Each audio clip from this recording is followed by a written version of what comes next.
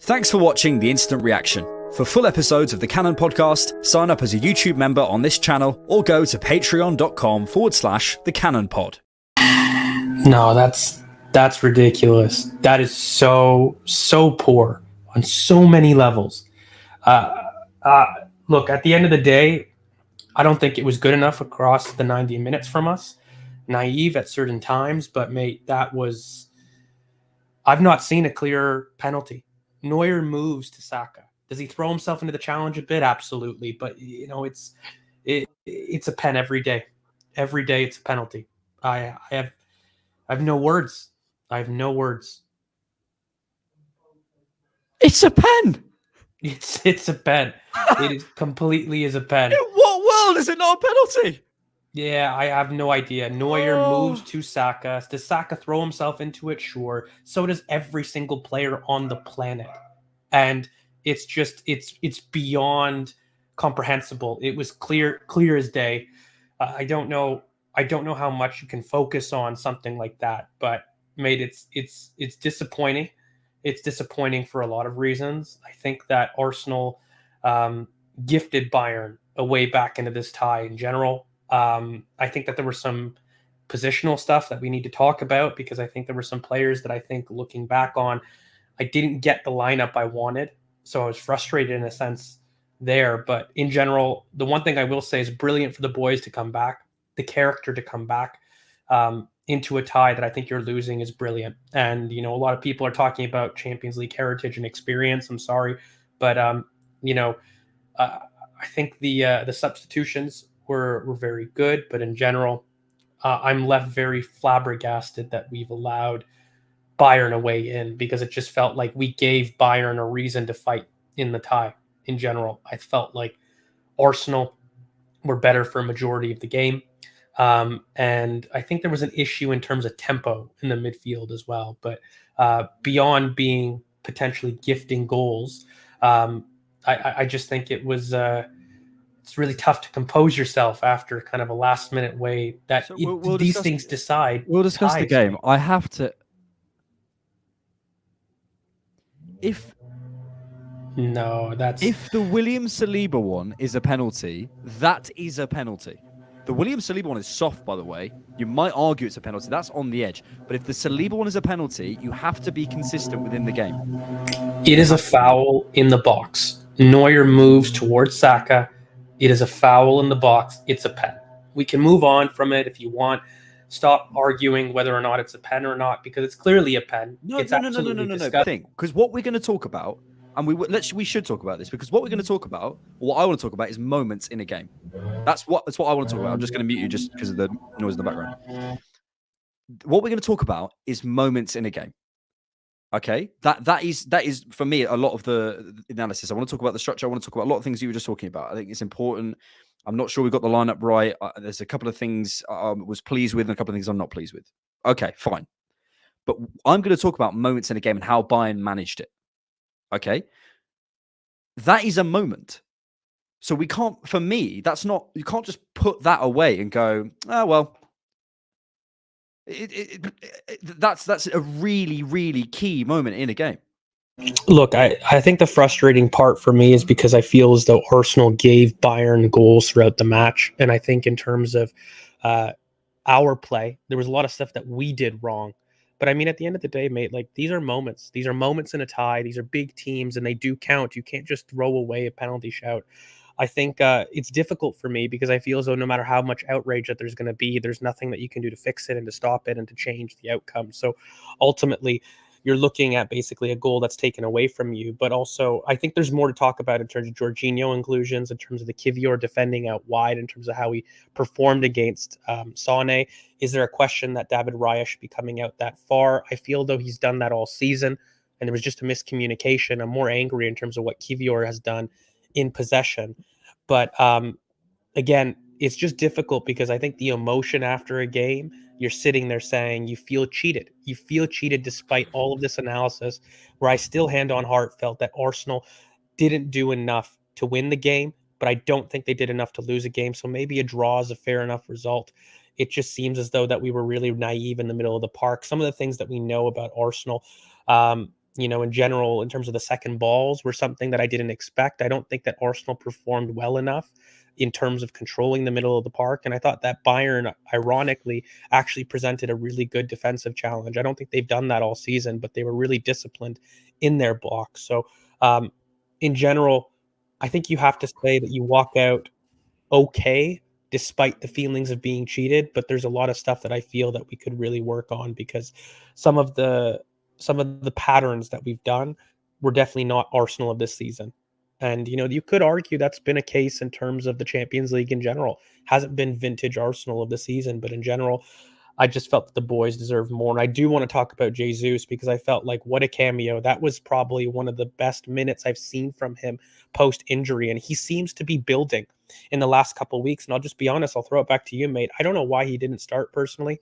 I see a reason for wanting Gabriel Martinelli, but for a player in terms of the history that he has in the competition, I struggle to understand why, if you're not going to start him, why he didn't have a little bit more involvement in the game. I feel that a 75-minute Jesus gives us more.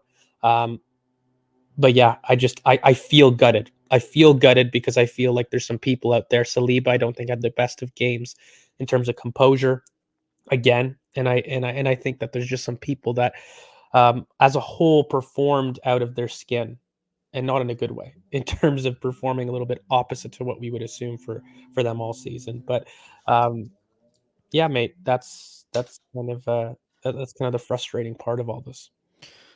Look, I'm going to move on because it's just boring from an audience perspective watching someone be angry about a penalty. But we talk about moments in a game and how it all affects things, and then something happens and everyone goes, "Oh, move on, just move on." What? I will move past it, but that is what I would love to talk about if this was just my show. Okay. Yeah, I think there's a lot to talk about in this game. Firstly, I think there's a lot of positives to take from this game. I really, really do.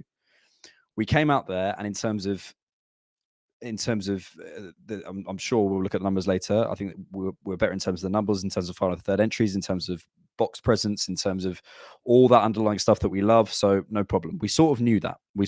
And I'm not saying that to go, so that means it's great to go and draw against Bayern, but there is a lot to be positive about in how we played, especially in those first 15 minutes. When Saka scored that goal, I was sat there talking to my mate going, are we the best team in the world?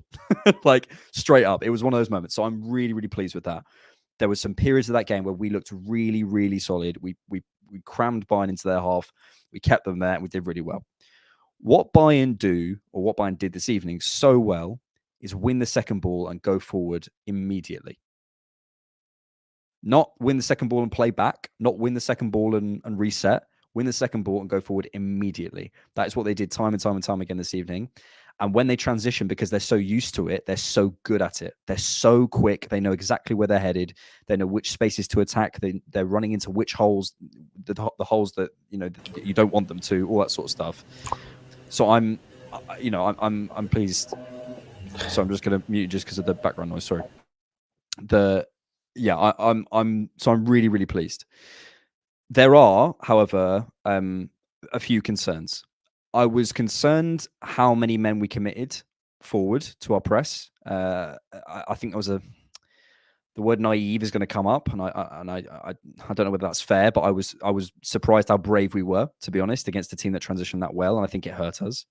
I was surprised with the team selection. I think Kivior was the wrong pick. Not that he's a bad player, not that I hate him, not that I think he's rubbish. I think Kivior is a season or two away from these occasions, and I think if Tomiyasu was fit, I would have picked him. I think the Zinchenko substitution, there's an old thing about a doctor who, I'm sure you've heard it, where he gives one pill with a 100% chance, with a chance of 100% healing someone, but there's a 10% chance it kills you. And he has one pill that has a 100% chance of healing you to 90%, but it won't heal you fully, but there's no chance of killing you. He gives the pill that could heal you to 100%, but has a 10% chance of killing you, and it saves the person. Did he do the right thing? And that is exactly what Zinchenko was to me this evening. I think it was the wrong pick, but he did well. Look, I think the part of the problem was, mate, like, I don't know how you could look at that back line in terms of Dyer and De Ligt and say that you're not going to press them, especially at home with no fans. Like, I was okay with the press, but I didn't feel as though that in midfield, particularly, I must say it. I don't think Jorginho did well in terms of controlling the second balls. And ultimately, Lamer and Goretzka were able to dominate the middle of the park. And I just think that if you're going to press like that, that's part of the issue. I think as long as your defensive lines are tight, a la Liverpool at home, you can maybe hide it. But fundamentally, it's really difficult to continue playing that press when you've got somebody that's got such a poor weakness in terms of running back to goal. And I don't think that Kivior was strong enough against Sane on the night in general. I don't think it was just, the one moment on the goal. I think that he wasn't good in terms of stopping those long switches. Sane had him all night, and it was a weakness that we struggled with. The Zinchenko change, I was caught between two minds, because if you actually analyze the game, Arsenal were too direct in terms of their in possession play. And we bring on a player that I think that when he carries into space, he carries much more than he does passing. And I don't know if it stopped that issue. I felt as though that we needed somebody to put their foot on the ball to maybe recycle the ball a bit. And ironically, you'd maybe look towards a Jorginho for that type of profile, but he wasn't doing it on the night. He was really poor. So it frustrated me quite a bit. And I think that's why he actually brought on somebody like Trossard at left wing, in order to allow for a little bit of retention in terms of our possession, to allow for a little bit more of that composure. Because I think there was a moment, even at 60 minutes, that, Declan Rice is telling the crowd to calm down. I think Mikel Arteta is trying to tell our possession to calm down. It almost seemed as though with a losing state, this team was like, if we don't score, the crowd will turn on us. And it did have a bit of that energy. And so my only critique would be, not getting Jesus on earlier. I still think that was a mistake. And I think in terms of his history in the competition, mate, you need to look at how many players in the squad have a better goal and assist ratio per 90 in the Champions League. There's just in world football, let alone in our squad. Yeah, it's so really strong. It's really strong. And there was a stat about Trossard that he's now got more goals as a substitute than anyone else in Europe's top 5 leagues, which is mad. Jazz, thank you so much for your contribution. Not a pair. Neuer stops before and Saka throws his leg into him, watching slow motion. Experience the bench saved us. Come on, you Gunners next week. I can't agree with you. Thank you for your contribution, but I just don't agree. Sorry. I just don't agree. And I want to come to a comment. Where was it? Here. Can't cry about the penalty. We should be good enough in 90 minutes and not allow 2 stupid goals. Those two things aren't mutually exclusive. What Bayern did this evening was handle the moments brilliantly well. The couple of moments they got into our box, they had, I think in the first half, they had 2 chances. They scored 2 and they got a penalty and a goal. That's what the Champions League is. So yes, we should look at Jorginho, Kivior. Were we committing in the right way in the press and getting back in the right way? I thought, by the way we used Ben White, I really liked on the right hand side, and I think it confused Alphonso Davies and led to the goal. I liked how we used Saka in certain phases. So we did good things, and there were poor things as well, and we should focus on those. But the can't cry about the penalty thing. I'm sorry, I'm going back into it. We can also do that at the same time, because we will say, what is the difference between Arsenal and Bayern this evening? They didn't take their chances in the big moments. This is a big moment that went against us that wasn't our fault. So it absolutely is part of a good analysis of this game. So I don't think we can say, let's just ignore it. No. Malachi, thank you so much for your contribution. Really appreciate it. I'm fuming. Midfield too open. If Martinelli's fit, I don't know, my captain giving it all as always. Anyway, we need TP5 and Tommy playing with Jesus and Leo, and we will win. Trust me. Yeah, so let's come to the midfield selection. Because it's poor, mate. We can't. We both wanted Partey. Yeah. He didn't look sharp again, but who knows, over 90 minutes to meet. Do you know what it is, mate? Sorry, I have to jump in here, because it's not just about the Thomas Partey in terms of transition. It's what it means for Declan Rice. Where is Declan Rice when Jorginho is the one anchoring in terms of possession and picking up off the center backs? He's outside of the block and he's wide. He's ineffective, and he's reduced to a role that just has him carrying. And I'm sorry, that's not Declan Rice's best quality, mate. Like, there was a moment in terms of the first half, he does a brilliant switch from right to left. That is Declan Rice in terms of what he gives us. Okay, he has an on-the-ball personality that we miss in terms of if you have somebody like Jorginho that start possession, and you put Declan Rice in that position, why not just have somebody like Trossard in the left 8 anyways? If you're just going to ask him to be a water carrier, which effectively is what that role is, I agree. then why do that? So I think, yeah, for me, it's not just about Thomas Partey's individual quality. It's about the effect that roles have on the team when he is in the team. Because Declan needs to make sure, that he's not too far ahead, because he needs to kind of cover for Jorginho in terms of when Jorginho does carry. So he's not able to really be himself in the left 8. So that's really what the most frustrating part is about the midfield. And I think when you start talking about the fullback entries, I was really impressed about our ability to create space on the left-hand side. I thought Saka had Davies on toast for a large majority of the match, and I wanted to shout out Martin Odegaard, who I felt on the night did brilliantly to pull Lamer out of position so often. And I just think that there was so much joy down the Bayern left-hand side. And of course, that yellow card is crucial, mate. Not having Davies for the return leg at the Allianz is absolutely massive because they don't have an effective outlet down the left-hand side that's as penetrative as Davies. Yeah, it's huge. It's huge. I do want to go back to it because in the middle of the week, we spoke on the podcast for patrons and YouTube members about previewing this Bayern game, right? No, on Monday show. Sorry for everyone, which you can go back and listen to. And what we were talking about was how we handle this and how we handle the moments. And I do want to say that a big thing that sort of struck me this evening was how Bayern look when they're going forward, and having those wide players in Sane and Koeman and Gnabry, and how inevitable and how well structured they look when they're transitioning in that way. And I look at Martinelli and I love the player. I love him so much. But there have been multiple big games this season where, and again, the guy's 22, so he wouldn't be at a 28-year-old's level. You know, this isn't unnatural. We're asking too much of a young player.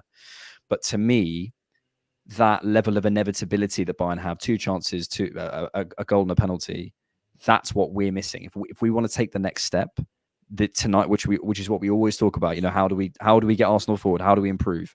I'm not digging out Martinelli. I'm not saying I hate him. I'm not saying he's a rubbish player. I'm saying he's a brilliant player. But you are. But I am. I'm saying, do we have those players who, one chance, bang? I don't think we do.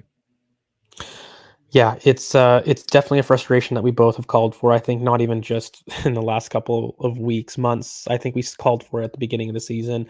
And I think it's just a frustrating thing that we're looking to evolve with. I think in terms of our inevitability, though, I must admit, mate, like what makes us great this season, I don't think we displayed, for being fair in terms of the match. So I think that I would absolutely love that. But I think we have to wait for the transfer market because I don't think I see anybody in our squad willing to be able to step up. I mean, you could argue that is Saka, who I thought still had moments where he was isolated but provided great end product because it wasn't just the goal. It wasn't just the pen. There was a brilliant cross in the second half that he digs out after a really kind of isolated chance deep in the corner there. And I think there needs to be somebody following up in the back post, and there isn't anybody. So, you know, there are players that I think that have been clinical at times, but that kind of killer, that just inevitable quality is something that we're going to be looking for. Yep. Malika, I don't know if you remember me saying we need a killer. This is why. Yep. Side note, did you see the quality of the games? It makes me feel halfway from the Champions League. Honestly, in terms of our general play, I actually don't agree. I think quality-wise, I think we handle, as we said on Monday's podcast, every phase of play, whether it's set pieces, second balls, transitions, counter press, whatever you want to say, I think we handle it really, really well. I think we're one of the best teams in Europe in that. There's just other differences in the Champions League that's different, which is what we spoke about. People saying Trossard, it's Trossard, fine, but he can't get on the pitch. So it's kind of irrelevant to me. And I think there's other, you know, he's our best ball striker in the box. Trossard can impact games, but again, being Ole Gunnar Solskjaer is a brilliant thing for our squad, and I take that for Trossard. But do you want Trossard starting at 38 league games? Do you? Really? Look me in the eye and say you want Trossard starting 38 league games. I don't know. Sean Hawks gifted 5 Cannon Podcast memberships. Thank you so much, Sean. That's very, very kind. Akash says, Arteta got the lineup wrong and subs right for that game state. Party unfit for me. They had one plan, attack Kivior with Sane's pace. We need Leao. Well, we certainly need something. We need something in terms of a different level, which I think we saw. George, I want to do the stats when they come out. I want to talk through the moments. I want to go through individual players, and then I want to come to some questions. So you got time? Absolutely. I got time. I hope you're going to stick around with us. Thank you so much for being here on the interaction. Really appreciate it. 1,600 of you watching. We'll be around for a little while. So I'm just waiting for Scott Willis to release the stats so we can have a little look at those and talk through those. But while we're doing that, a huge moment for Ben White in the first half. Huge moment. It's big. But you know what? I said this even in a group chat. Ben White sees that chance once a season. And so, I mean, does he need to do better? Absolutely. I think when you find a player in that position, you need to score just fundamentally, right?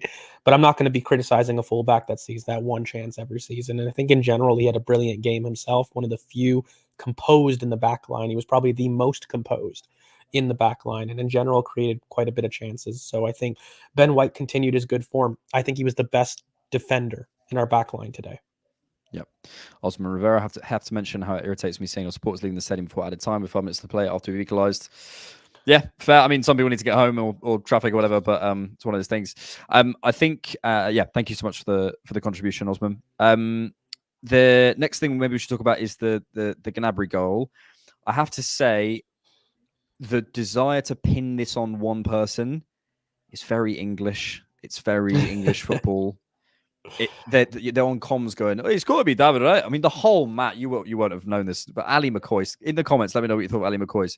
Bayern Munich, fantastic. This inexperienced referee is doing fantastic. Shut up. Praise Arsenal for once.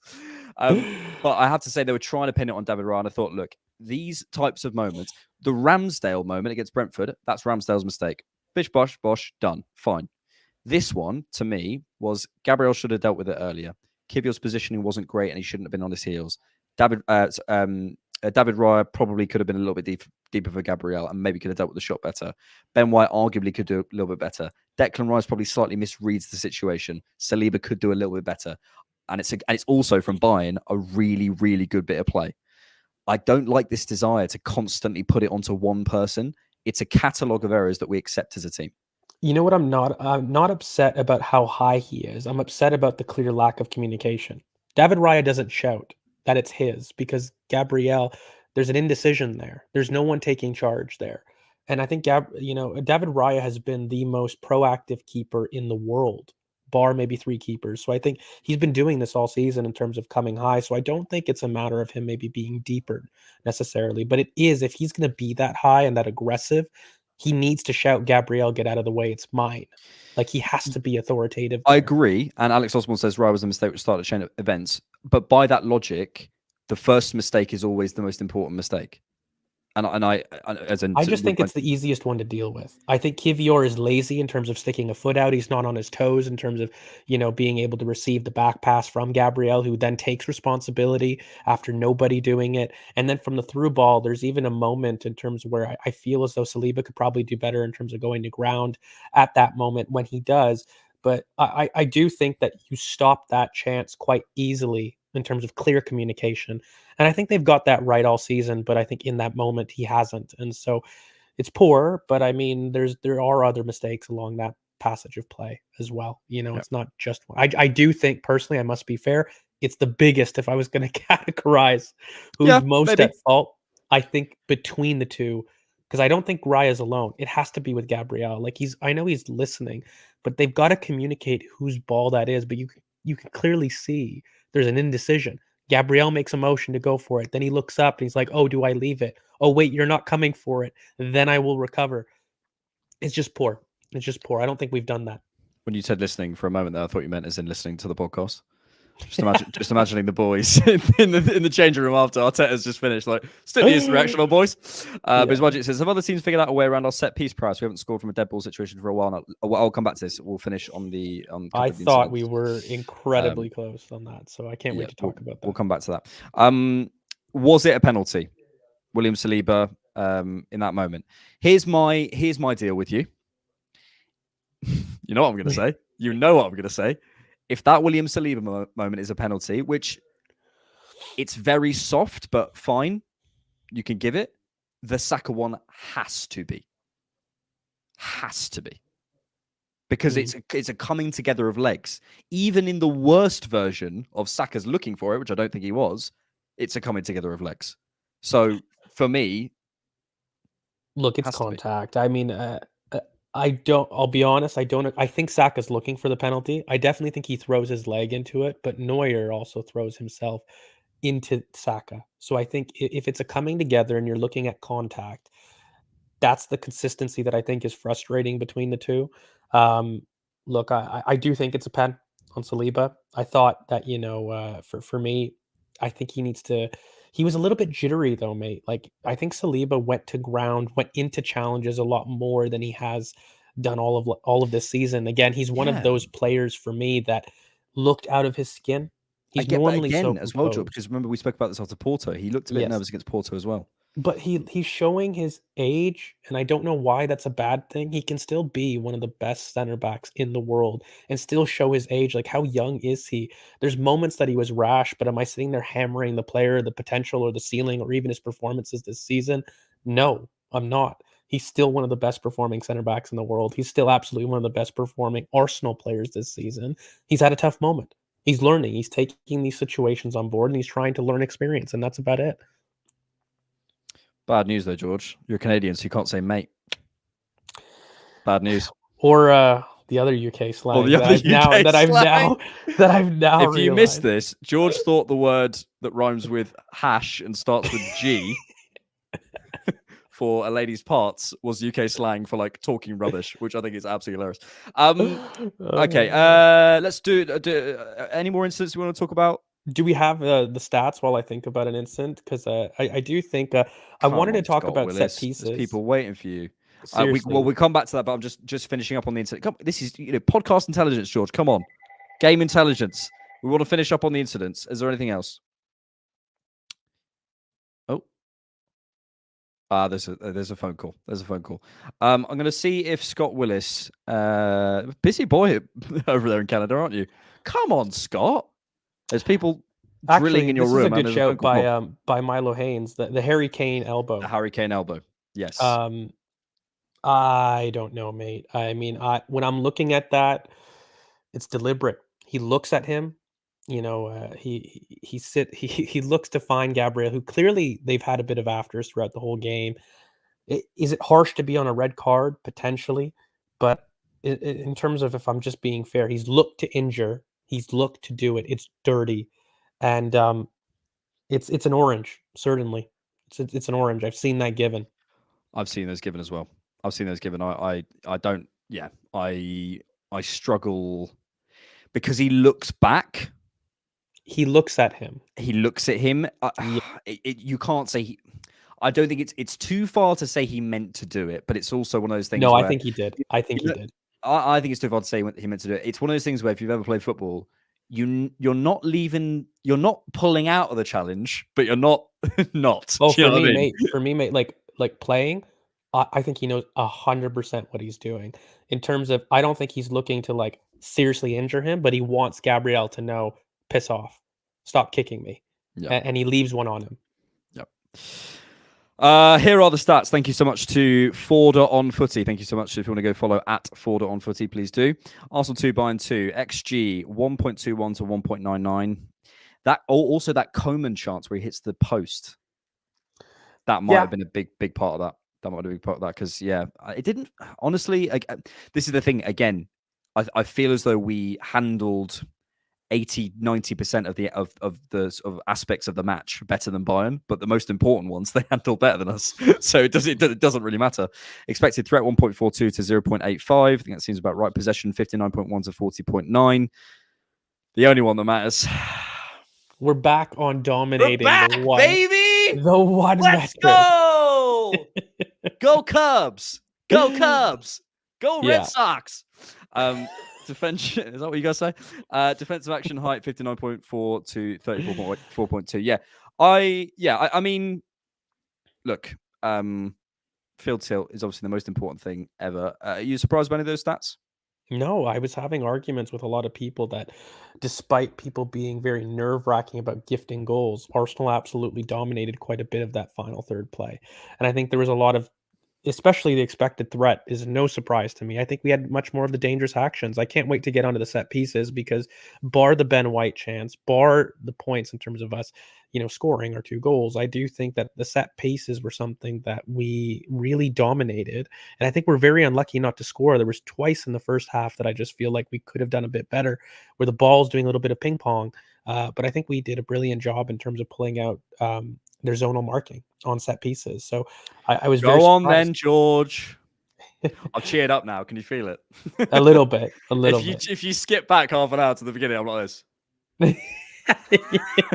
This is why the interaction is so brilliant. Is that, and what slightly annoys me. Sorry to go off on a slight tangent. How long have you got? I've got like an hour. I've got time. Sweet. This is what slightly annoys me slightly about the people immediately want to be like, calm down. The game's just, if I can't be up about this, Yeah. when can I? 5 minutes after. Anyway, whatever. Yeah. Set pieces, go on. Yeah, no, I just felt like we did a really brilliant job about pulling out their zonal marking. And I think that, Gabriel has a brilliant chance, both in the first half. There's 2 set pieces that I think we could have done a little bit better on, where Bayern just get a man to it late. But I just think that, we were very close to scoring, and we could have. I feel like Bayern struggled to defend set pieces well.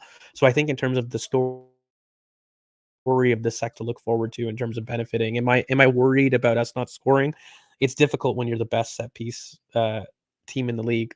And so I think, yeah, we haven't scored one in a while, but broadly speaking, I don't think it's a weakness of Arsenal. So it's not something I'm worried about. I don't have an opinion on it. Maybe the first time in my life I've not had an opinion on something. Let's just finish off the super chats before we go on to some individual performances. Malachi, thank you so much for your contribution again. Every time Bayern went forward, it felt like they would score. It's very robotic, but we move. Night, lads, let's touch some balls in Munich. Yeah, we'll talk about the reverse fixture as well. And Nathan Piper, you've given us a fantastic segue into the next bit of the podcast. David Raya issue reminds me of the Luis Diaz goal for Liverpool. I'm upset with the panic that Raya causes in these situations. So let's come to the individuals, and let's start with the goalkeeper, with David Raya. I'm not sure I agree. I can see where he's coming from. I don't think that, but I don't know if that's the story of his season. He's definitely had moments where I don't think he's authoritative in his communication. And I think that he can be doing better at that personally, because I think it's been a consistent issue in his game pretty much all season. I have no problem with his positioning, with how he's extremely proactive, but I do think that David Raya at moments, particularly going long in terms of his long distribution, which I don't think was great again tonight. I said the same thing at Porto. I thought that, his long distribution, he can do better, because I know it. I've seen it in the Premier League. It's not a skill. So when he doesn't do it, I get upset, because I know that's one of the strengths of his. One of the things that, I don't think he put his foot on the ball as much today, by the way. I do think that there were moments that he got swept in terms of the occasion. And I think that he was a lot better at that as soon as the game before. You're looking at Ludin. I thought he was brilliant at it, but I do think that he was nervy today. I do think that he didn't have his most composed performance. Yeah. And I think panic is too far. Maybe that's the thing I disagree with. I think we forget sometimes that players like Kivior, players like Raya, Saliba, this is the first year at this level. Manuel Neuer, in the build-up to their goal, flicks the ball up with his right and kicks it with his left. That's how relaxed he is. That's how he's played 500 games for Bayern. He's a couple off Iker Casillas in terms of, he's done this hundreds of times, literally hundreds of times. He's been in these situations hundreds of times. So imagine how relaxed you feel coming out on the field. David Raya's still got that. I'm not excusing that, but I'm saying I think as he develops confidence as Arsenal's number one, if we're sat here in a year's time, we're having the same conversations, yes, fair. But we are sat here today talking about David Raya today, and I'm saying about David Raya, I think the authority and maybe the times when his long distribution isn't quite as good as it could be, and so I'm just going to put you on mute for the background noise.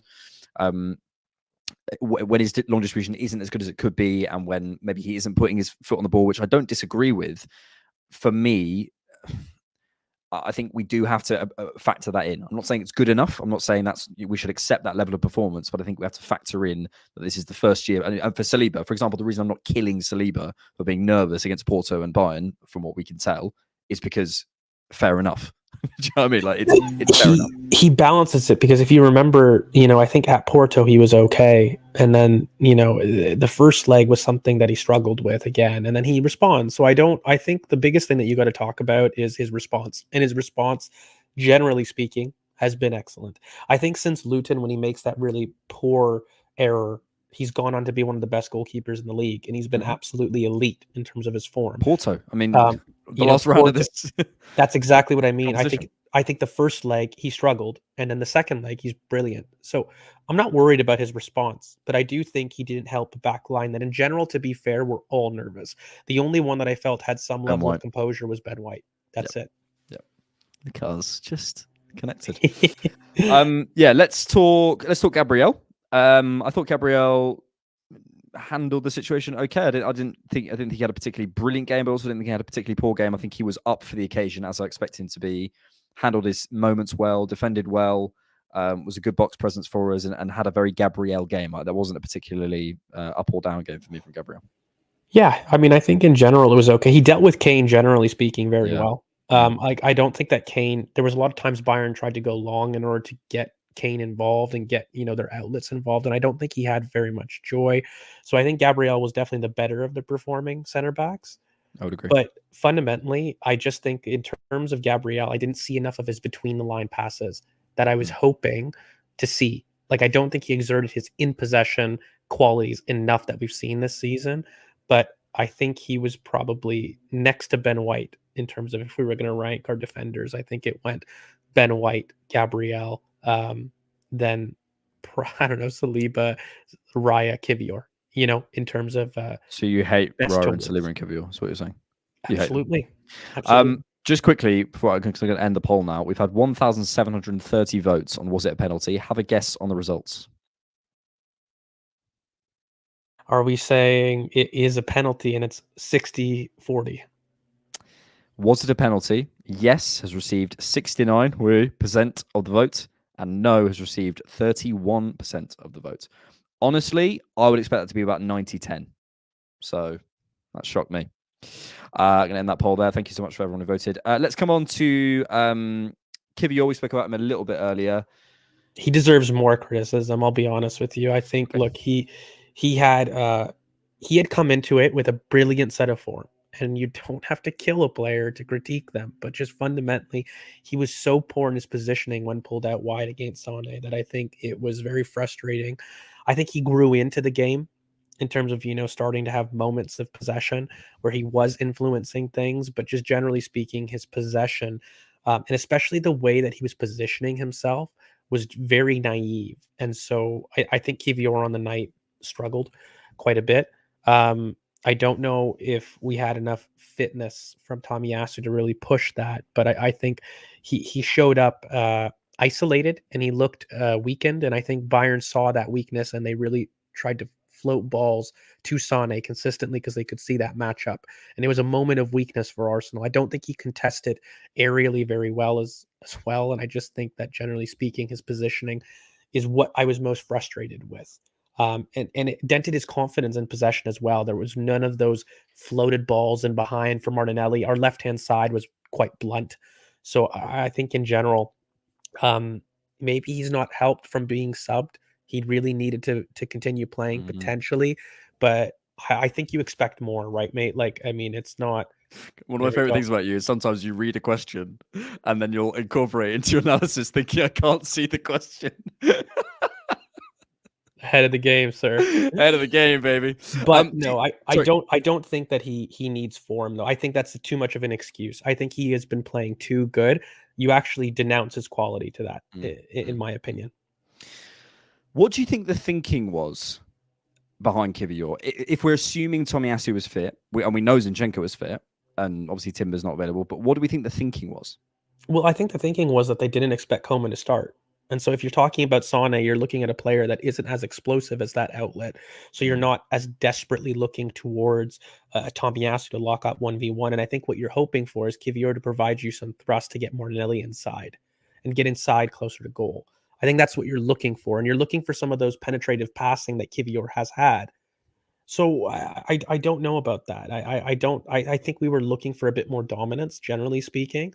And I think that we were looking for more support from Martinelli to get him closer to goal. That's fundamentally what I think the decision was. Because with Tomiyasu, you're not looking as much support in terms of the width. You're looking at a more isolated Martinelli. And you've already got kind of, Declan Rice that's not performing in the anchor position. So I think you're hoping for a bit of width in that sense. But again, I don't think it played out that way. Nick Campbell, thank you so much for your contribution. Just some love for Havertz's defending and Saliba's attacking, dribbling up past Saka. The left side was disjointed compared to Saliba, Saka, White, and Odegaard. I'm not going to cry, I promise. Let's finish up on White. Maybe I'll take this one.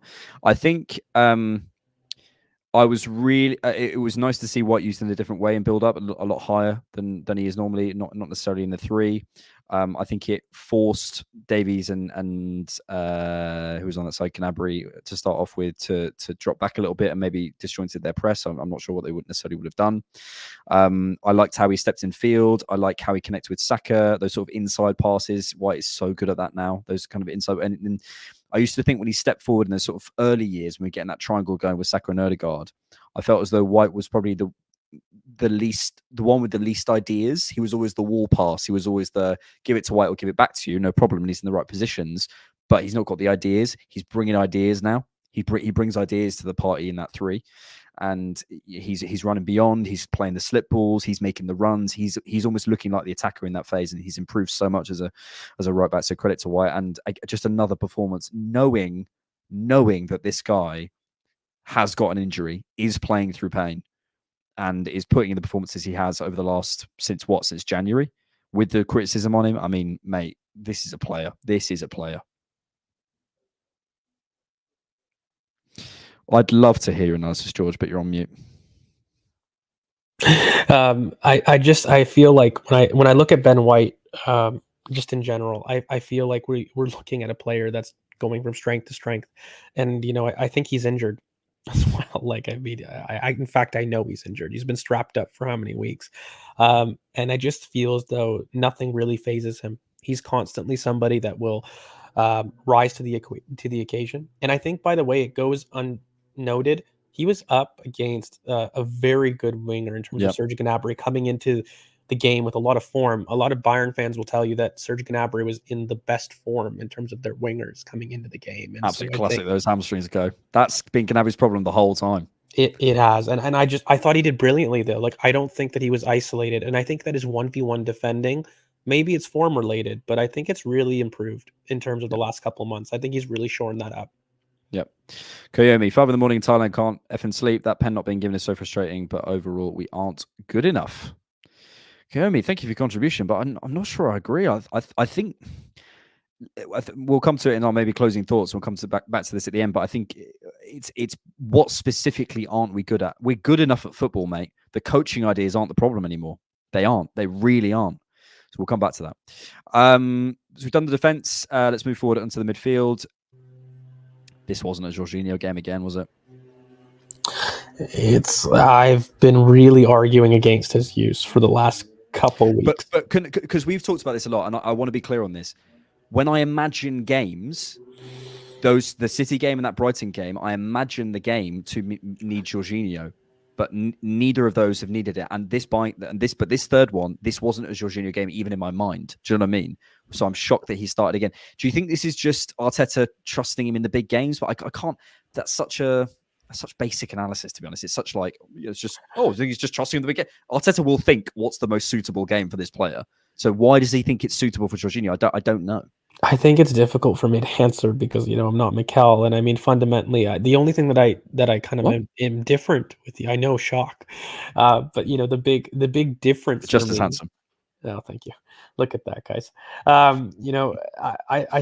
I envision City personally and Brighton as Partey games, and a lot of it had to do with the control of transitions, and this is what I'm worried about with Jorginho. I fundamentally think that, for example, against Aston Villa, I would play Jorginho. But in terms of this game, it needs to be a Partey game. And I think that, look, he's clearly not fit, but he's not going to be fit unless you give him minutes. And I think, again, it has to do with the role of Declan Rice. And it's not so much the player in terms of Jorginho and the drawbacks that you get between Jorginho and Partey. It's what the role impact has on Declan Rice in terms of the pivot. Typically with Jorginho, it forces Declan Rice out wide in terms of buildup. And I don't like that. When you've got Thomas Partey inside, it doesn't force him inside because a lot of times you've got multiple people that are looking to, Partey likes to lean right, so Declan can stay in the hole. But with Jorginho, Declan Rice, has to be near him, but he can't go too far ahead because he worries about him running the other way. So that's the frustrating thing for me. No, I think I genuinely think that's brilliant analysis. Yeah, I think it's the impact on Declan Rice is a big thing, and in certain games, it's not just about Jorginho. It's in certain games the impact on Declan Rice is suitable, and some games it isn't. Because no Kamara, no Douglas Luiz. That's a perfect time to have Jorginho. We don't need to worry about athletes in the middle of the park. And so that's the frustrating thing for me. If you're going to worry about transitions, second balls, or central running power, bingo. If you're going to worry about any one of those three things, then you need to make sure that you got Declan Rice in the center. And, people were asking me, look, what happens if Jorginho plays? Are you going to be worried? I go, well, I'm not worried if we use Jorginho like we did against Liverpool in the 8. We push him higher up, but we didn't. And, I think that was a mistake, particularly with Musiala. That's another thing we haven't talked about. Between the lines, he was an option and an outlet. And, by pushing Declan Rice wide of the block, you actually don't have him matched up against Musiala. Yeah, and that was a huge problem. Yeah, I agree. EM, thanks for your contribution. All good. We still can do it. I agree. And we'll come to this at the end. I really do agree. Thank you for your contribution. Let's do Martin Odegaard, who I thought had a brilliant first half and slightly faded in the second. Yeah, I'd agree with that analysis. I think he did brilliant pulling Lamer out of position. Good. Again. Yeah, what I love is his intelligence of when he drops out the block, when he's high, when he seems to understand the kind of the internal rhythms of the game so well to know, and then it allows it. It's like, how do people run games? When people say, "Oh, how does he run games?" It's that almost that sort of emotional intelligence in a game to know where that ball's coming to, where it needs to go, and you can only describe it by watching a game and going, right, I think this just needs to slow down for a second. Where's Odegaard? He's there, right? Okay, I think we've created a few transition moments here. We've got enough numbers over here now. Then we can go for it. Odegaard's in that position. I think he has such awareness of where everyone else is. Where's White? Where's Saka? Where's my inside man? Where's the far side option? Is everyone recovered? Is everyone ready to go? Right, let's go. Like, he feels like our guy who makes that decision, and I love that. I think the one frustrating thing is I think he looked tired, and I think I wanted a change there. And, I think that I'll say it. I think it could have been a good game for Emile Smith-Rowe to come on. There was a lot of space between the lines, and I just also felt... Skelly as well. Or... No. But I'm deadly serious. I mean, I think, look, Trossard can offer you some of what Emile Smith-Rowe would have offered you, again, in the same vein. But we needed somebody that was willing to carry between the lines, because I felt like in the second half there really wasn't enough people willing to receive, and we were in a bit of a basketball match. So I think whether that's Trossard, we needed another carrier in the middle of the park. No, I agree. And I think Jesus coming in, that's what they offered, right? Like, that's why those subs actually worked in the end, because they offered the retentive qualities that we were missing between the lines, but also a carrier. And Jesus was brilliant. I can't wait to get to him again. Brilliant injection of pace. Or actually allowing Rice to be the carrier in a different way. Are we done? Well, I suppose we could come to Rice. He had a bit of a quiet game, but I think that is related to the stuff with Jorginho. I also think Bayern did well in terms of Lima and Goretzka to win those second balls and stop that dominance that he can show in there. They did really, really well. I haven't seen him almost out second balled in a long time. So yeah, I thought Rice was okay. I think he got, sometimes for me, he got his distancing a bit wrong. I thought he was a bit late to arrive or too early to arrive in the box sometimes, and he doesn't always get that right. But this evening, I think he was okay. I don't want to go too harsh on him. I just think the role was really poor for him, and I think I want to see him in central areas, simply. And I think that if you're going to restrict him to somebody that's essentially a water carrier, which is what the role is, you're not going to have an impactful game from him. That's all it is. Can he do better? Can he exert more influence? Okay, sure. But I mean, he has to be put in a position to exploit. Yeah. Give us Bukayo Saka, please, George. I don't know why. I've seen a lot of comments online that he was poor, and I don't understand really how. I think he was the most impactful forward, bar Jesus, really. I mean, it's not just the goal. It wasn't just the pen. It was a brilliant cross in the second half. I think he does a good job in terms of getting the yellow card on Davies. He was penetrative. I think that in general, as the team fell off, the right-hand side fell off. I think we really started strong, and then once those two goals happened, the entire team almost had a gut punch. In general, there wasn't that same tempo. So yeah, in that sense, he was quiet. But I mean, in general, he's somebody that I thought provided end product throughout this match. And he came back in the second half, providing threat once again. Not just a penalty. That deep cross was brilliant.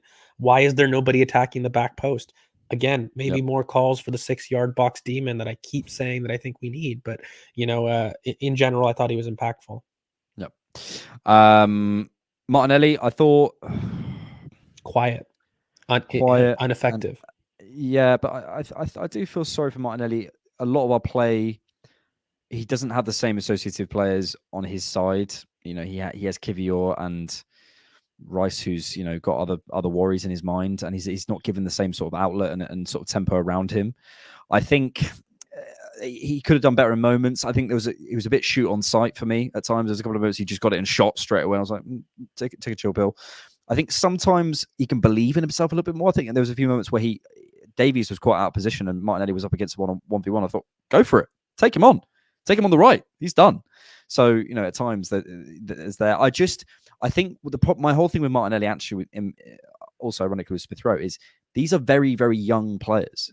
We forget, if we signed a 22-year-old winger this year and chucked him in and saw what we had seen from Martinelli so far this season, we'd be going, let's see. He's got years, until he's at, Salah, 31, whatever, until he's peaking.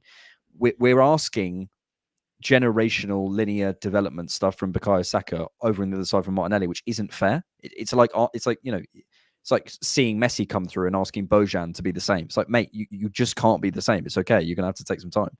And I think with Martinelli, there's just time to develop in terms of his effectiveness, how he gets into games, how he creates separation for himself, and a couple of other things. But yeah, it's a shame. But I do look at that position in the summer and think there's something there. There's just not that level of support that there is on the right-hand side, if we're being really honest with you. I mean, who's the Ben White influence on the left? And I'm sorry, even though there's times that we put Declan Rice at the 8 position, is there enough of a consistent support that Odegaard gives to Bukayo Saka that we give to Martinelli? No. And I think if you actually look at every single statistic across Europe, Martinelli is one of the most isolated wingers in world football. Yep. So, I mean, at that token, and I mean, the one issue I have is I think he is quite experienced by virtue of how much we've played him, but we're not giving him the support. And so can he do better in moments in terms of some of the decision making? Okay, sure, yes, he can. But I mean, to sit there and say that he's given anywhere near the level of support that I think Bukayo is, I think is false. That's the most important part of the analysis, I think. And let's finally come to Kai Havertz, who I thought had another really, really good game. I think if you isolate Kai Havertz in terms of his actions and what he does for the team up front in terms of being a target, in terms of drifting out wide to the right a lot and sort of creating overloads over there, in terms of sort of flicks around corners, little moments, giving balls back to people, wall passes, all that stuff that you expect from Kai Havertz. I thought he was brilliant. I think he was really unselfish. I think there was times where he was himself isolated, but I think he did the dirty work brilliantly. And sorry to go off, but when he dropped back into the midfield as well, I just thought, how lucky are we to have this guy? 24, 6'4", Champions League experience, Champions League winner, can play 2 positions for you brilliantly effective out of possession and growing, and most GA in the Premier League, this season since middle of February. This guy is becoming so important for us.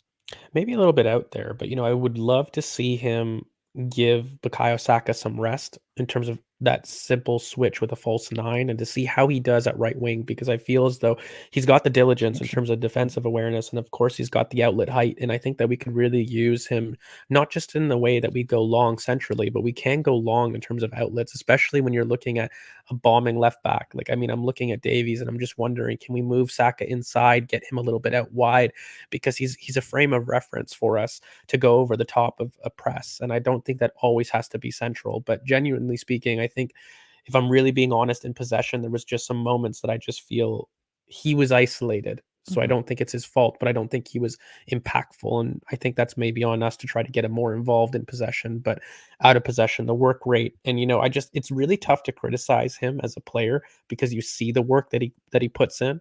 And I think that's almost the case that you kind of have with an Martin Odegaard, right? Like, he does so much for the team that you're sat there saying, I really am hesitant to critique you. Mm-hmm. Mm-hmm. Yeah, and the only thing you can maybe ask is about effectiveness and output, and he's answering that in the Premier League. But obviously this evening that wasn't necessarily a question answered. Let's quickly come to the subs, because otherwise we are going to be here for 2 hours. Who do you want to take? Who do you want to take? Give me Jesus. I thought he was just. So I thought Jesus. Look, I'll keep it really short. I don't think you need brilliant analysis to see what he gave us, and I think he gave us a level of tempo that I just think that the match was calling for. And I think even after we equalized, there was a moment where I think a lot of fans are sitting there asking for us to push, and I just think that he gave us that push. I still think there's moments where I think he overindulges in terms of that little Jogo Bonito talk that I talk about. I think he needs to be more decisive in his decision making, but at the same time, when we were looking at a team for inspiration and we really lacked it, I just feel as though he gave us impetus. Sorry to interrupt. Well, Stefan, I'm very humbled. Thank you. I very kind of much. see it. I'm not gonna lie. You're not Oh, chubby, but you have a rounder face than Havertz. He's more angled. Yeah, yeah. I kind of see it. I kind of see it. It's that pre-wedding diet that I need to get on. Sorry, how did you finish on Jesus? No, it's about it. I really just think that he needs to be more influential in moments that he's been able to really get between the lines, and I just think he offered us something there. I will end on this. I think it's vitally important that we have him involved in the away leg, and I really think that for a team rather, that have really struggled for experience in this competition, so to speak, you can't not rely.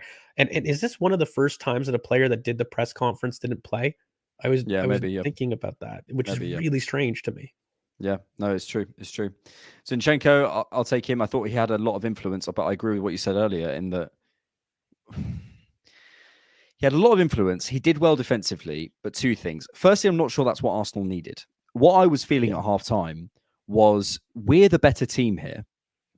And we can take our time. We don't need to put the gas pedal on. We actually don't need, in that case, in a different way. We didn't need Thomas Partey. We didn't need players in the middle pumping it through the midfield and trying to get us up and quickly switching. Come on, move the ball faster, Arsenal. Come on. I thought we're the better team here. Control it. Actually, maybe drop someone back a little bit to control the transition.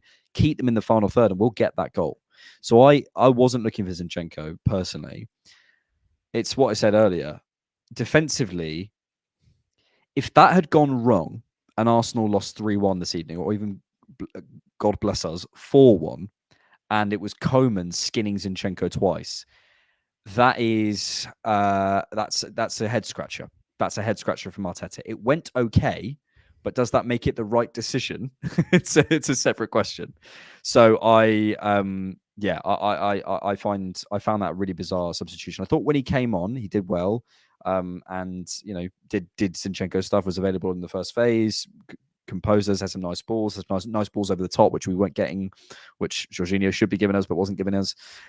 So yeah, I thought Zinchenko did fine, but it was a bizarre substitution. I can't lie.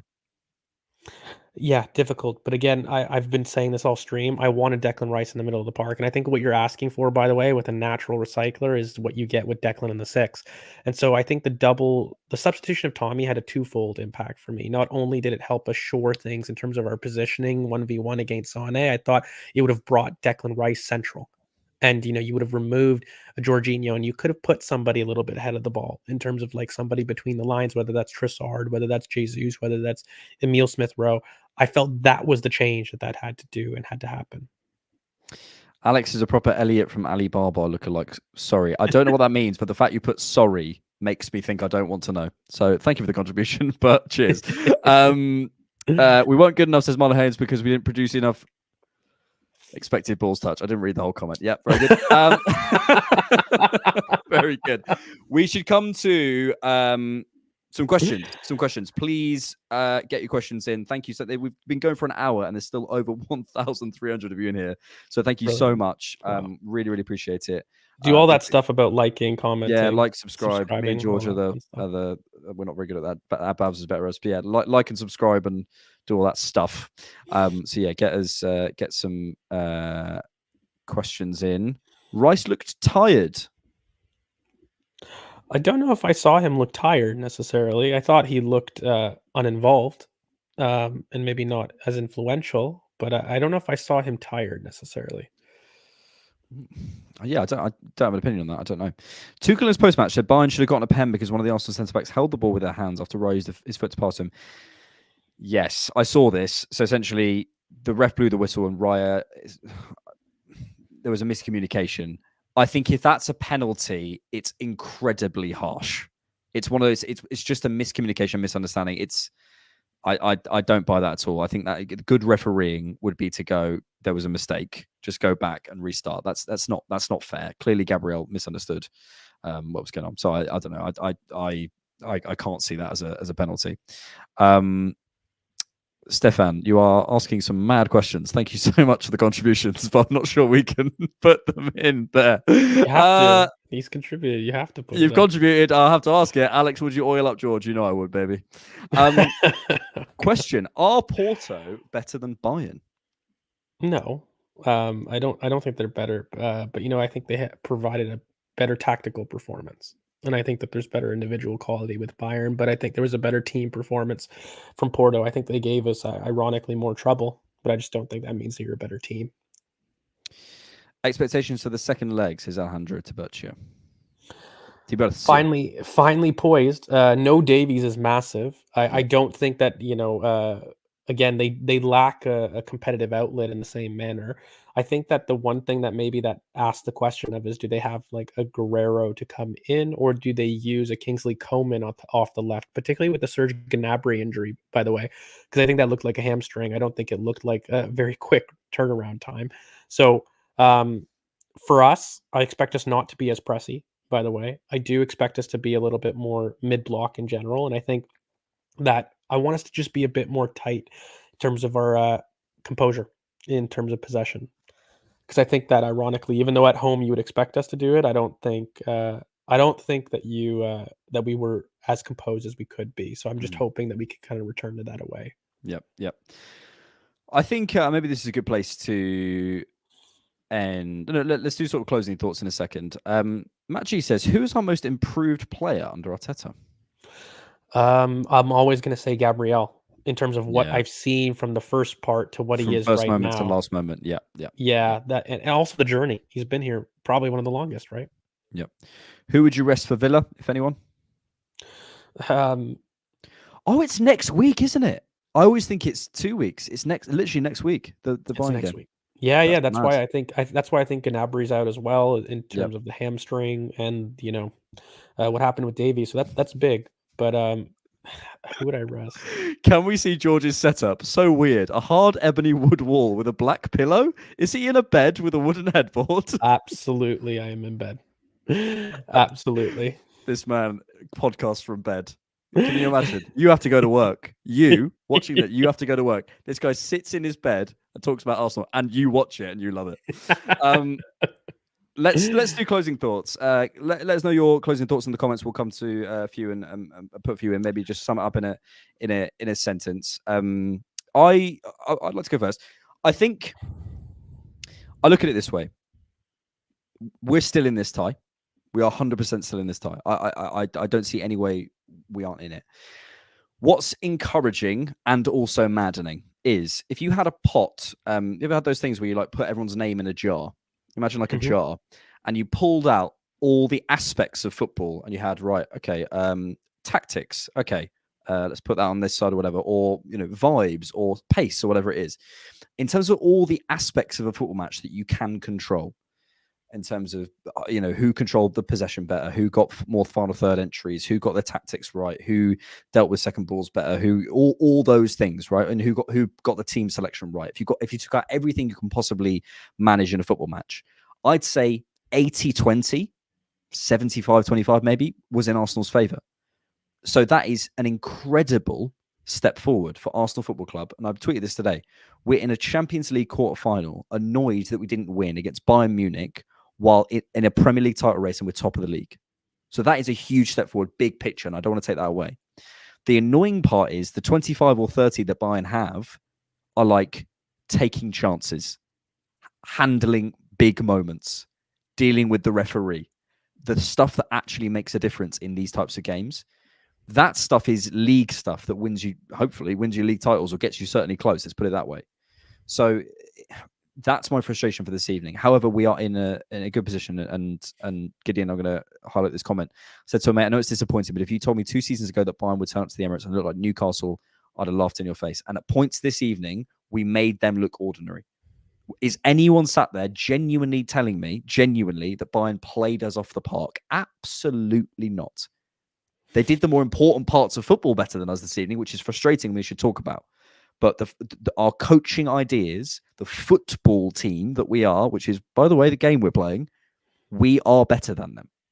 So if we can get that absolutely right again at the Allianz and turn those moments in our favor, for example, which is why I'm so annoyed about the penalty and why I think we should talk about it, because these are the important moments in a game that have to go in your favor in these types of matches.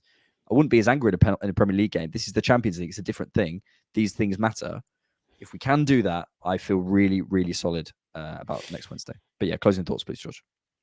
I think that Arsenal deserved more, and we gave away more than we should have. And I think that if Arsenal played to their potential, they go through. I think if we play our game model, we go through. I think it's odd that Bayern, who have really struggled for second balls, actually dominated that, and Arsenal have been excellent in second balls, and we really struggled with that. So I think if you take the story of each team's season, you play to each other's strengths, then I think Arsenal win this, no problem. I think that Bayern's injuries are significant. I think that that's a huge story in the match, and I think that basically their entire left-hand side has been gutted in terms of their best performing winger in form, as well as Davies in terms of one of their best outlets have been wiped out. So I think in general you're looking at that positively. I just think that Arsenal need to play the game and not the occasion, and they will be more than fine. But being played off the park doesn't matter in cup football. Exactly. This is the thing. Is all these things. It's a different game. So what I was saying to you on Monday. In Champions League football, it's Valverde, ball comes over, spank it in the bottom corner, 3-3. Doesn't matter. Doesn't matter, mate. It doesn't matter how much you invert your fullbacks and tuck inside and get your distances right and all that stuff. Doesn't matter. Gaza, thank you so much for your contribution. Really appreciate that. And also, can we just end on this maybe? Eric Dyer is rubbish. Every single press, he sends it long, we win it back. This guy is. I've never seen him. If you could like look up pressing trigger in the dictionary, that would be when the ball goes to Eric Dyer in the Bayern Arsenal game on the 9th of April 2024.